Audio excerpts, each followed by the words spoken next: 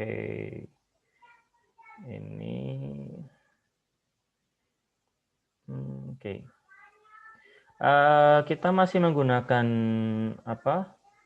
Masih menggunakan yang ini, ya, masih menggunakan untuk latihan soal, menghitung yield, rate of return dari saham biasa maupun saham preferen, ya. Di sini hanya ada ini sih, hanya ada rumusnya aja, tapi nanti akan saya berikan soal-soalnya juga, ya. Ini slide dulu. Ya, kita balik lagi dulu ke beberapa pengertian awal untuk merefresh kita semua. Ya, kita kemarin di pertemuan-pertemuan sebelumnya sudah melakukan valuasi atau penilaian, ya, mencari penilaian obligasi, ya, sekuritas berupa obligasi. Ya, penilaian itu kemarin kita cari adalah nilai intrinsiknya, ya, intrinsik atau V, dan kita kemarin sebenarnya mencari apa? Mencari KD, yang agak panjang ada interpolasinya, itu kita mencari KD. Ya, karena apa? Karena kita sudah asumsinya mengetahui harga pasar, harga pasar sudah kita ketahui. Kita sekali lagi harus mengingat bahwa KD itu point of view-nya, sudut pandangnya ada dua. Ya, KD yang pertama adalah return yang disyaratkan atau required rate of return, and then the second view of KD is if we already knew the price, the market price of an obligation, kalau kita sudah tahu harga pasar dari obligasi, so the second view of KD is ini return real, ya, real return yang benar-benar didapatkan, ya, oleh investor. Biasa juga dikenal dengan yield, ya, atau juga YTM, yield to maturity. Oke. Lalu berikutnya, obligasi ini masih mengingat-ingat, ya. Obligasi ini kemarin apa? Obligasi ini kemarin dibagi menjadi dua berdasarkan jenisnya. Yang pertama obligasi perpetual. Apa itu artinya perpetual? Itu tidak memiliki jatuh tempo, ya, tidak ada jatuh tempo. Berikutnya ada yang dengan jatuh tempo. Ya, dengan jatuh tempo pun ini dibagi dua lagi, ya, masih dibagi dua lagi. Yang pertama adalah apa? Yang pertama adalah ini non-zero coupon bond, Yang berikutnya adalah zero coupon bond. Sebenarnya rumus mencari keduanya hampir sama, tetapi ya kalau yang non zero coupon bond sifatnya apa? Sifatnya adalah kita harus kemarin ingat-ingat bahwa dia ada prinsip anuitas yang kita pakai. Anuitas dari apa? Jadi dia akan mendapatkan satu bunga berupa anuitas, ya, ininya sistemnya, dan ada nilai jatuh tempo. Ada nilai jatuh tempo. Jadi dia akan kita cari dua di rumus. Kalau yang zero coupon bond, karena dia tidak memiliki coupon rate, jadi bunga anuitasnya ini tidak ada, hanya kita melihat apa? Nilai jatuh tempo saja. Nah, nilai jatuh tempo saja. Nah, kalau yang ini kemarin kita cari ada dua, ya. Baik itu untuk non-zero coupon dan zero coupon, jalannya agak panjang seperti ini kemarin, ya. Ada metode obligasi, metode interpolasi, baik itu untuk yang non-zero coupon bond, ya, yang non-zero coupon bond maupun yang zero coupon bond. Ini yang zero coupon bond. Oke, yang berikutnya adalah materi terakhir yang akan kita bahas untuk sebelum pra-UTS ini, sebelum UTS, jadi materinya sampai sini nanti. Kita akan menilai yield untuk saham preferen maupun saham biasa. Ya, saham preferen dan saham biasa tidak akan saya jabarkan lebih dalam perbedaannya. Yang harus kita ketahui intinya gini, saham preferen itu sifatnya hampir sama seperti utang atau obligasi. Ya, sifatnya hampir sama seperti utang, atau obligasi. Apa persamaannya? Persamaannya adalah saham preferen itu selalu didahulukan dalam pembayaran apapun dan kalau belum bisa dibayar, dia akan diakumulasikan di periode berikutnya. Jadi dia mendapatkan prioritas dan kepastian return, ya, dan kepastian return. Prioritasnya itu seperti apa? Kalau misalnya kita cermati laba rugi ya, mesti kalau misalnya di bawah itu selalu sebelum saham biasa dia saham preferen dulu, ya. Baru dia dikurangi saham biasa di bawah-bawahnya itu. Ya, itu maksudnya adalah saham preferen. Sedangkan saham biasa, ya saham biasa di kepemilikan seperti biasa. Kalau misalnya dia dapat misalnya keuntungan gitu ya, keuntungan ada laba bersih sudah siap dibagi menjadi return earning dan bisa dibagi menjadi dividen, ya. Dia tergantung kesepakatan RUPS nanti dapat berapa. Itu sekilas tentang saham biasa dan saham preferen, ya. Nah, untuk menilai saham biasa dan saham preferen, ada beberapa hal yang bisa kita perhatikan. Untuk yang di buku ini, ya, yang di buku orange ini, bisa sambil dilihat itu halaman 61, ya, 61. 60 dan 61. Ya, yang pertama preferen, yang kedua saham biasa. Ya. Kalau untuk rumus itu sebenarnya sama sih, ya, sama sih. Kita kemarin kan kalau misalnya lihat ya rumusnya untuk yield untuk obligasi kan hampir sama seperti ini. Ya. PO sama dengan kalau obligasi seperti apa? Di atasnya adalah kalau misalnya intrinsik ya V sama dengan I per KD ya. I per KD. I-nya kan interest. Ya, KD-nya itu bisa required rate of return. Tapi kalau untuk saham preferen ya, I-nya kita ganti menjadi apa? Karena ini sudah yields ya, otomatis di sini V-nya diganti PO, diganti price market, harga pasar. I-nya kita ganti dengan DP. DP ini bukan DP Persik ya. DP ini apa? DP ini adalah dividen saham preferen. Kenapa tidak I lagi, Pak? Karena untuk saham itu tingkat returnnya bukan berupa interest atau bunga lagi, tetapi berupa dividen. Ya, tetapi logikanya sama. Atasnya itu adalah tingkat pengembalian. Kalau obligasi menggunakan I, ya, itu biasanya kupon rate dikali nilai pari, ya, nilai par. Nah, kalau misalnya ini adalah DP itu adalah apa? Obligasi. Dividennya. Nah, KD itu apa? Kalau KD ini sekarang HKP ya. KP itu tingkat keuntungan yang diharapkan investor. Required rate of return sama. Kalau dulu KD, sekarang KP. Jadi logikanya sama persis. Logikanya sama persis. PO sama dengan DP per KP. P itu maksudnya preferen, dividen saham preferen, dan required return untuk saham preferen. PO ini adalah price. Jadi logikanya sama persis. Logikanya sama persis. Ya. Nah, kita sekarang lihat dulu di saham preferen. Sambil bisa dilihat di halaman 60 ya. Halaman 60. Sampai sini dulu ada yang mau ditanyakan. Bingung nggak sih? Kalau teman-teman bingung, bilang ya. Jadi ini rumusnya sama dengan obligasi. PO ini adalah perubahan berubah dari V. Kenapa? Karena kita tidak lagi melakukan penilaian nilai intrinsik, tapi kan kita menilai yields. Kalau menilai yields berarti V-nya seperti kemarin, seperti obligasi kemarin diganti dengan PO. Ya, PO itu apa? PO itu adalah harga pasar, price-nya. Ya, price-nya. Sedangkan DP itu sama seperti rumusnya obligasi ya, I per KD ya, ini obligasi ya.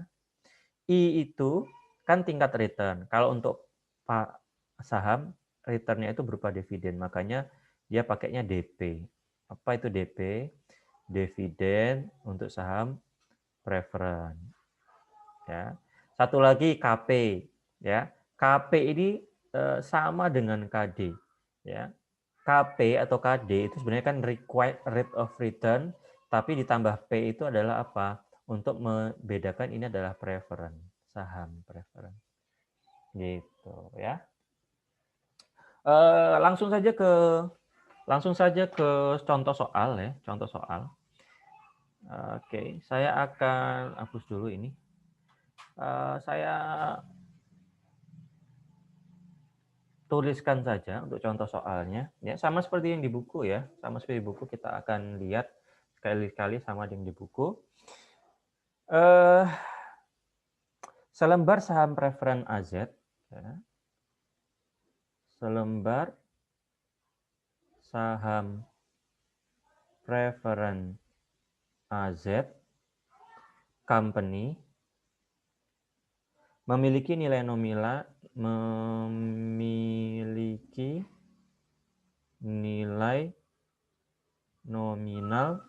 berapa? 10.000.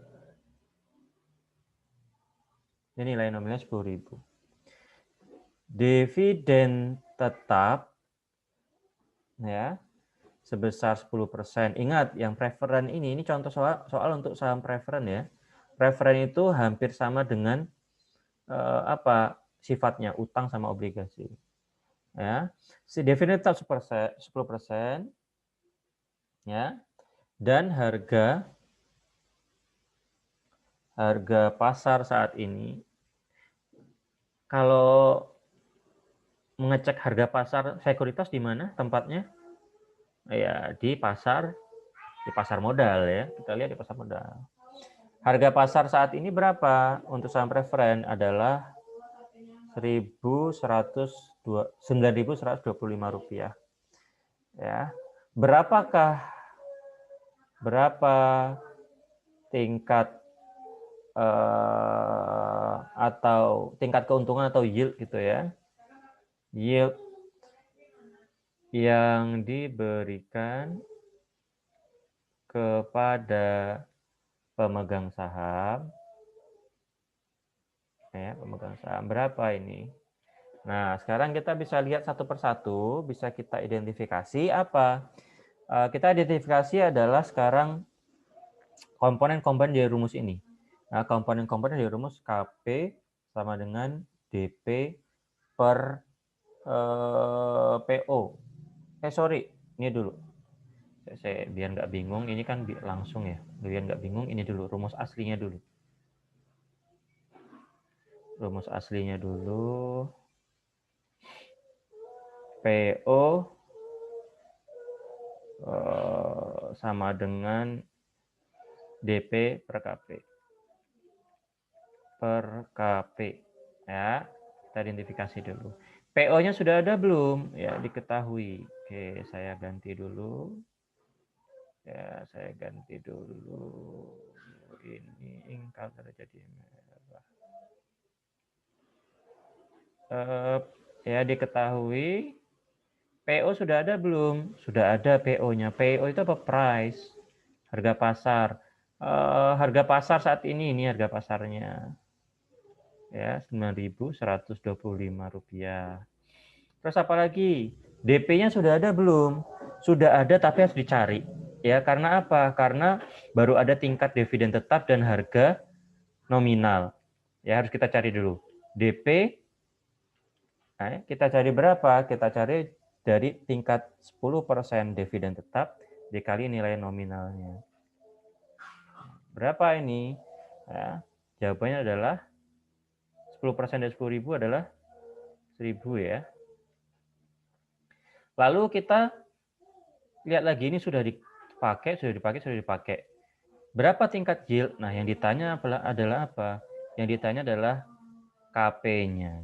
Ya, KP di sini bukan required of return lagi, tapi return real.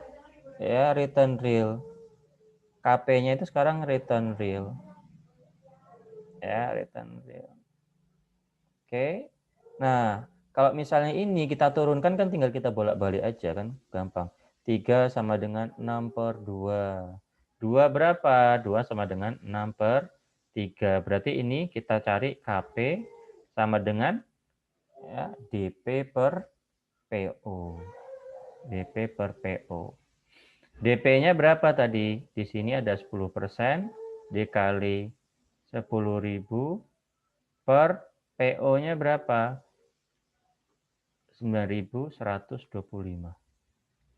Jadi seperti yang sudah di buku ada, hasilnya adalah 0,1096 atau 10,96%. Ini adalah apa? Ini adalah yield-nya. Ya, ini adalah yield-nya. Ya, ini adalah yield-nya. Yield atau keuntungan real yang diberikan oleh saham preferen yang dengan apa? Dengan detail seperti ini. Ya, jadi gampang sekali sih. Ini hanya gampang deh.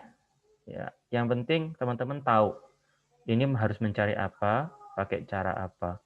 Kalau rumus perhitungannya ini piece of cake lah ya, gampang. Ya, sampai sini dulu yang ditanyakan. Sampai sini dulu yang ditanyakan. Belum, Pak. Belum ya? Ini gampang ya. Ingat ini masih saham preferen ya, yield untuk saham preferen. Sekarang yang berikutnya adalah yield ya. Untuk apa? Untuk common stock. Yield on common stock atau common stock itu bisa disebut dengan apa? Saham biasa. Saham biasa. Ya, yield on common stock. Yang kita harus tahu bahwa common stock ini sifatnya seperti ini. Sebelum kita yang seperti yang ada di buku ya, kalau yang di buku kan langsung KE sama dengan DO kali segala macam itu ya. Saya ingin ngasih ilustrasi dulu atau pengetahuan dulu bagi saudara bahwa ada asumsi itu apa? Anggapan. Ya, anggapan atau penyederhanaan. Asumsinya seperti apa? Asumsinya adalah bahwa ini asumsi ya. Asumsi untuk saham biasa. Asumsinya adalah saham biasa itu bisa dibagi menjadi no growth ya, no growth dan constant growth. Constant growth. Nah, no growth dan constant growth. Artinya apa no growth tuh? No growth tuh artinya ya, berarti dia ya segitu-gitu aja harganya. Ya. Segitu-gitu aja dapat apa dividennya gitu. Kalau misalnya pakai no growth ya, asumsinya itu nanti ketika mencari nilai intrinsik ya, dicari seperti ini. D per KE. D-nya ada lambang ini tak terhingga seperti ini, infinite ini ya. Ya, di mana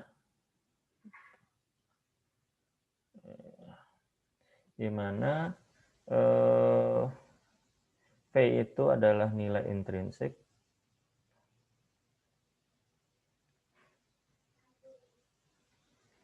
Terus V ini sama dengan present value dari pendapatan. Ya. Jadi kalau misalnya kita gambarkan yang no growth ya, dengan garis waktu, 1, 2, 3, 4, 5, 6, sampai ke sana terus ya. 0, 1, 2, 3, 4, 5, 6. Misalnya di sini dapat 500, dapat 500, dapat 500, dapat 500, dapat 500, dapat 500, dapat 500, dan seterusnya. Ya bagaimana mencari nilai intrinsiknya kalau seperti itu? Ya gampang aja. Ya. Kalau mau cari nilai intrinsik, misal ya, contoh soal untuk no growth dulu ya. Untuk no growth dulu. Contoh soal untuk saham biasa no growth. Ya. Misal perusahaan ABC membayar dividen pada tahun ini sebesar 500 rupiah. Besarnya dividen ini tetap selamanya. Nah, kalau kayak gini berarti dia udah pasti no growth tuh ya, karena tetap selamanya. Ya, kenapa? Karena asumsinya perusahaan tidak mengalami apa? Mengalami pertumbuhan. Ya. Apabila tingkat keuntungan yang diharapkan oleh investor itu 10%, berapa nilai saham? Ditanya V-nya ini berarti ya. Sekarang kita akan coba evaluasi satu persatu dari soal ini. Apa yang kita tahu ya? Oke, diketahui. Apa yang kita ketahui? Dividen tetap selamanya, ini dia bilang, besar dividen ini tetap selamanya. Berarti dividen tetap selamanya ini berapa? Dividen tetap selamanya ini adalah 500 rupiah. Tadi yang kita gambarkan pakai garis timeline tadi, ya 0, 1, 2, 3, 4. Tahun ini dapat 500, tahun ini dapat 500, tahun depannya lagi dapat 500, di sini dapat 500, di sini juga dapat 500, sampai seterusnya. Ya. Dan KE atau required return dari investor berapa? 10%. Ya. Yaitu tingkat keuntungan diharapkan oleh investor. Ditanya apa? Yang ditanya adalah nilai intrinsik dari saham biasa no growth ini. Ya, saham biasa no growth ini. Jawabannya seperti apa? Jawabannya adalah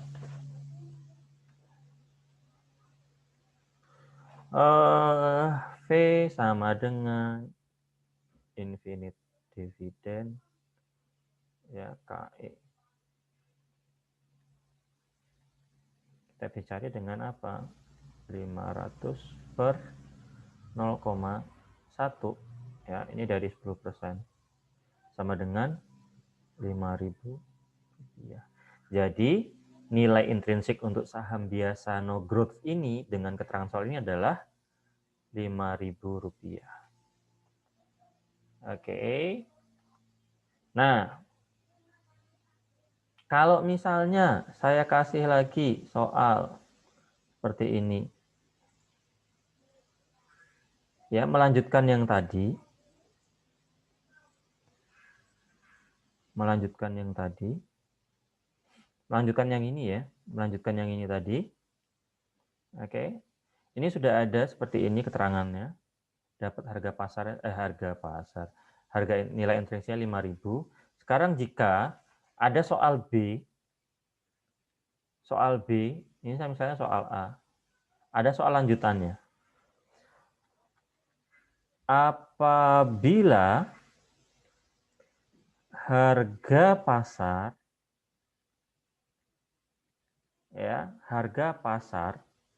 adalah 44.800 misalnya. 4.800. Berapa yield saham biasa ini? Jawabnya seperti apa? Jawabnya gampang. Ya. PO tadi kan apa? D per KE. PO-nya sudah diketahui, dividen sudah diketahui, yang kita belum ketahui apa? KE. Berarti 4.800 sama dengan 500 per KE. KE sama dengan tinggal dibagi ya. 500 dibagi 4.800. Berapa tuh? Nah, cari sendiri ya nanti. Coba nanti dicari. Saya nggak ada kalkulator kecil. Inilah nanti apanya? Yield-nya. Atau KE dengan artian real return. Real return. Ya. Ini real return-nya. Nah, kalau yang ini kita bahas tadi adalah ingat saham biasa no growth. Yang seperti ini, yang no growth. Sekarang kita akan lihat kalau dia punya asumsi yang kedua, yaitu constant growth. Sekali lagi, constant growth. Constant growth itu seperti apa? Langsung saja kita lihat contoh ya. Oke, contoh soal untuk saham biasa dengan tipe constant growth. Ya, dengan tipe constant growth. Oke, contoh.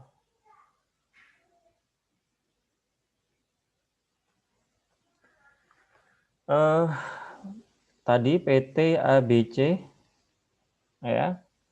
Pada tahun ini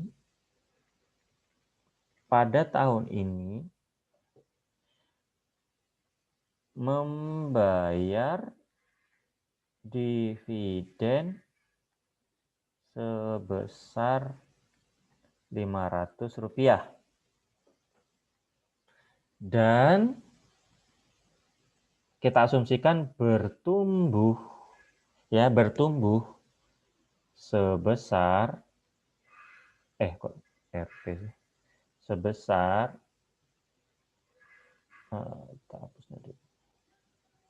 sebesar berapa? Sebesar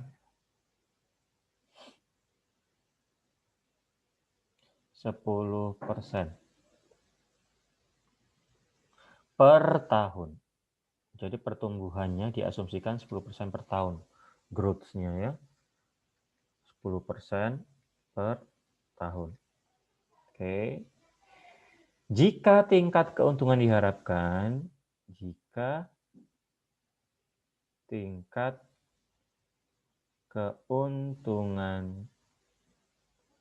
yang diharapkan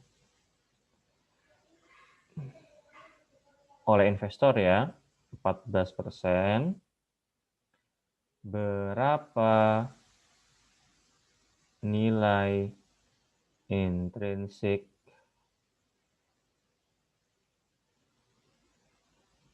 perusahaan tersebut atau saham tersebut? Ini yang constant growth ya.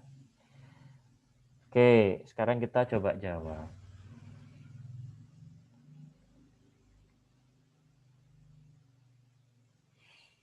Kita coba jawab.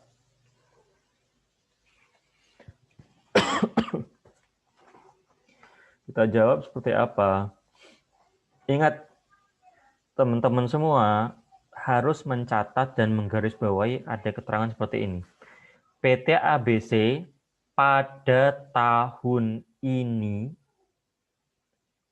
membayar dividen sebesar 500. Berarti dividen tahun 0, kenapa 0? Karena sekarang ya. Dividen 0 atau dividen pada tahun ini ya adalah 500. Untuk bisa menyelesaikan soal ini, teman-teman harus mencari D1. Apa itu D1? Yaitu dividen periode berikutnya. Ya. Contoh ya. Ini ya cara mengerjakannya ya. Set ya. 2 3 0 1 2 3. Dividen 0 ini kan di sini ya. 500. Ini D0. Kalau di D1 berarti berapa? D1 berapa nih? Cari D1 seperti ini. D1 sama dengan D0 dikali 1 ditambah growth-nya. Sama dengan, ini soal rumusnya ada di buku sih ini ya. Ada juga di buku halaman 61 itu. D1-nya, dividen periode berikutnya adalah D0, dividen yang sekarang dibagi, dikali 1 ditambah growth-nya. Berarti 500 dikali 1 tambah 0,1, karena growth-nya berapa? Growth-nya kan 10%. Ya. Berapa ini? Adalah 550. Berarti D1-nya di sini berapa? D1-nya di sini adalah ya, D1-nya adalah 550. Ya. 550. Lalu untuk D2 seperti apa? Untuk D2 ini untuk pengetahuan ya. Untuk D2 di sini aja karena nggak muat. D2 caranya adalah ya, D0 atau dividen yang dibagikan tahun sekarang itu dikali dengan 1 tambah growth pangkat 2 sesuai dengan periodenya. Ya. Periodenya berapa? Periodenya kan 2. Dividennya di sini 2. Ini dapat berapa? 500 dikali 1 tambah 0,1 pangkat 2 sama dengan 605. Jadi D2 di sini adalah 605. Nanti kalau diminta cari D4 atau D5 ya tinggal ini diganti aja. Ya. Lalu bagaimana mencari nilai intrinsiknya? Nilai intrinsiknya berarti seperti ini. Ada rumus. Nilai intrinsiknya itu juga ada di buku halaman 61 ya, adalah V sama dengan D1 per KE kurang growth. Ingat harus D1 ya.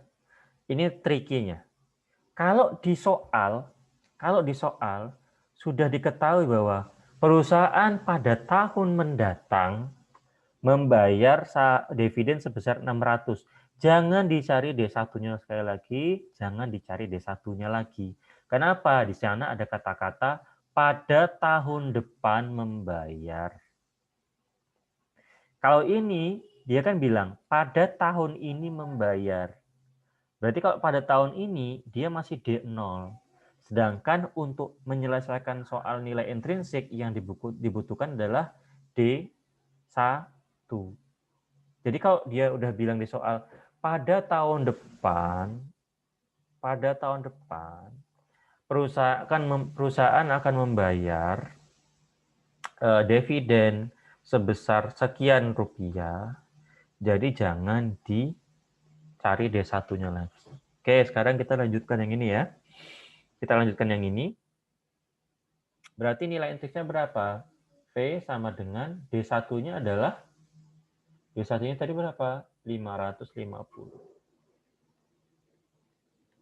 Dibagi dengan KE adalah berapa KE-nya? KE-nya adalah 14%. Required return-nya. Tahu 0,14 dikurang dengan growth, yaitu 0,10 atau 0,1. Berapa ini? Ya, coba. Saya nggak tahu juga. Mbak Novenia. Halo Mbak Novenia. Mbak Novenia. Mbak Novenia. Mbak Novenia.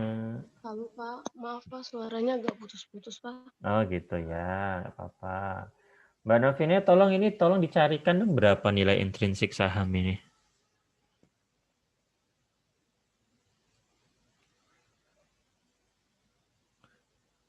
Ya, tolong dicarikan ini nilainya berapa ya?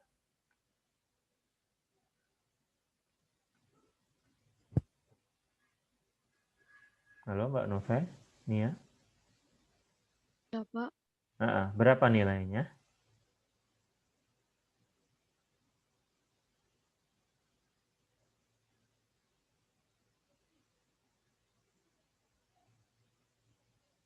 Dikalkulatorin berapa itu?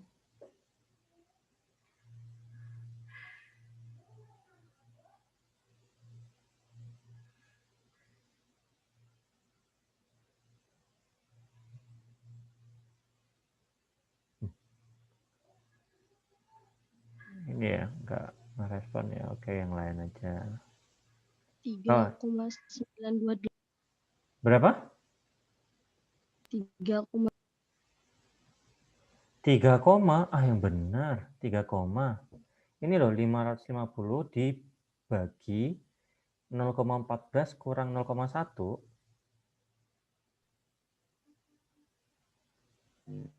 Masa 3 koma sih? Yang lain ada yang sudah mencari belum ini berapa? 13.750. Ya, 13.750. 1350. Berarti ini adalah nilai intrinsik untuk saham ini.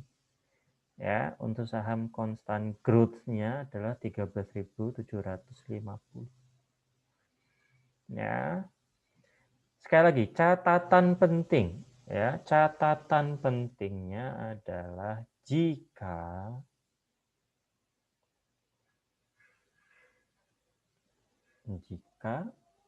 teringat tentang dikal. Meli Guslau.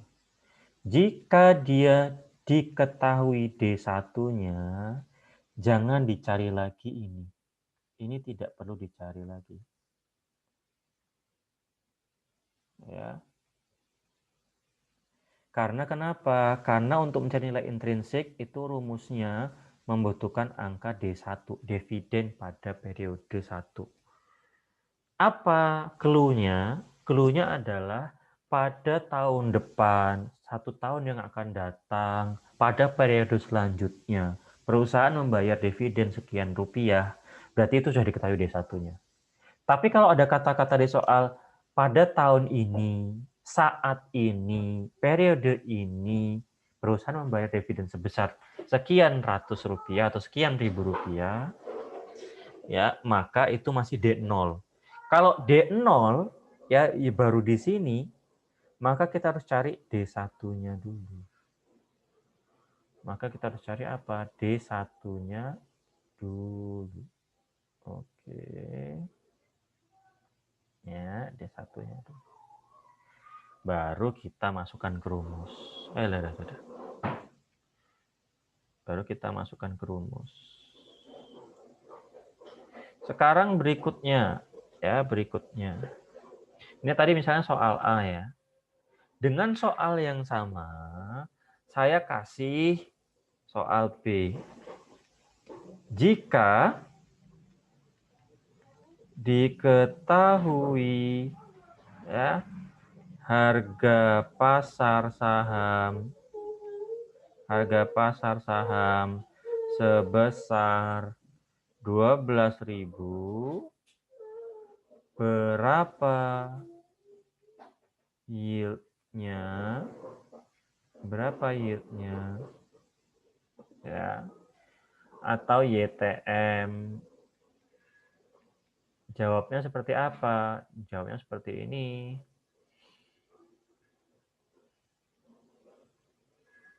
Jawabnya seperti ini. Ya. Kita ketahui tadi soal untuk rumus untuk mencari V, ya, D1 per KE kurang G. Nah, ini tinggal diganti apanya coba? Diganti V-nya. V menjadi apa? V menjadi PO. Ya, PO price, harga pasar, ya, adalah D1 per KE kurang G. Yang membedakan adalah apa? Yang membedakan pertama, yang beda adalah ini. Ini menjadi V menjadi PO. Yang kedua, ini walaupun tidak berganti, tapi pengertiannya beda.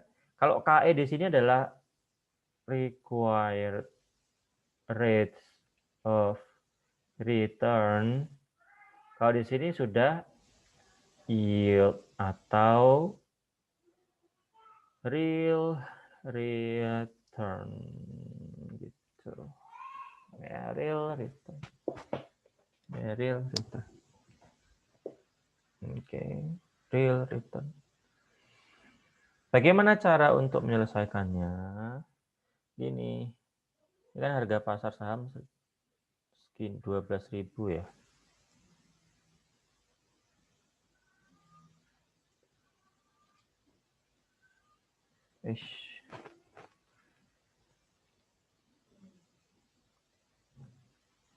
Ya, bagaimana cara menjawabnya?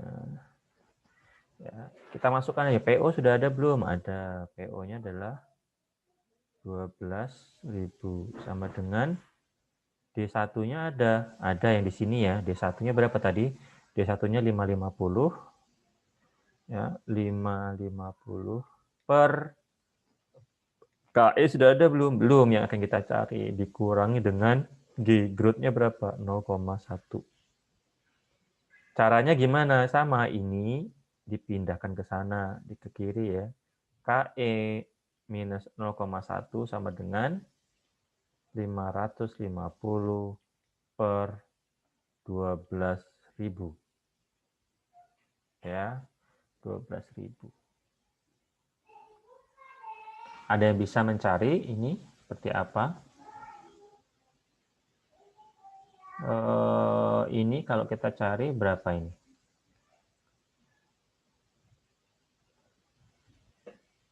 Berapa ini kalau kita cari? KE kurang 0,1, 550 bagi 12.000 berapa? Ada yang memegang kalkulator? Standby kalkulator? 0,04583. Oke, 0,453. Kalau nyari KE bisa nggak?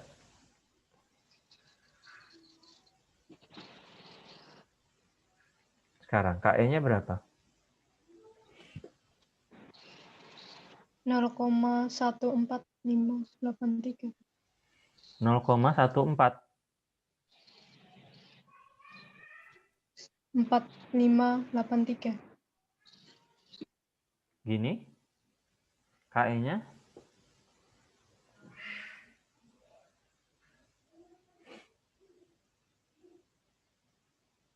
seperti ini. Caranya tahu ya kalau nyari KE ini kan. Gampang aja kalau bingung. 5 kurang 2 sama dengan 3. Nyari 5 sama dengan 2 ditambah 3. Ya, 2 ditambah 3.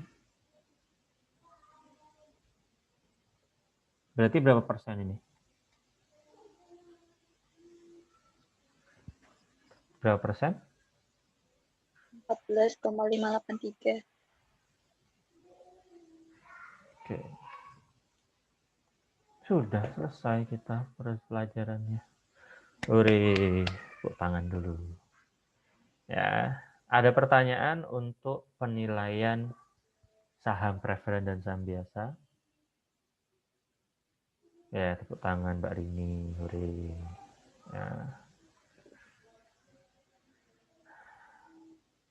Saya singkat ya. Baru berapa lama? Oh, udah mau sejam. Ya, nggak apa-apa. Minggu depan kita full untuk kuis. Ya, kuisnya ada lumayan banyak soalnya. Tapi cara mengerjakannya, kalau teman-teman dari kemarin sudah mengerjakan soal-soal, itu caranya tinggal lihat cara mengerjakan soal-soal yang kemarin. Karena sama, ya, sama persis. Caranya sama, ya, materi juga gitu itu aja. Ya, materi kita selesai. Alhamdulillah untuk UTS maksudnya. Harusnya ya. Biasanya baru sekali nih dipotong, baru sekali ini. Kemarin-kemarin ini tetap dimasukkan. Ya. Kemarin materi ini ya, kelihatan nggak? Materi tentang resiko dan return yang diharapkan, risk and return. Ini materinya buat emosi banyak. Nggak banyak sih. Tabelnya repot itu aja. Ya.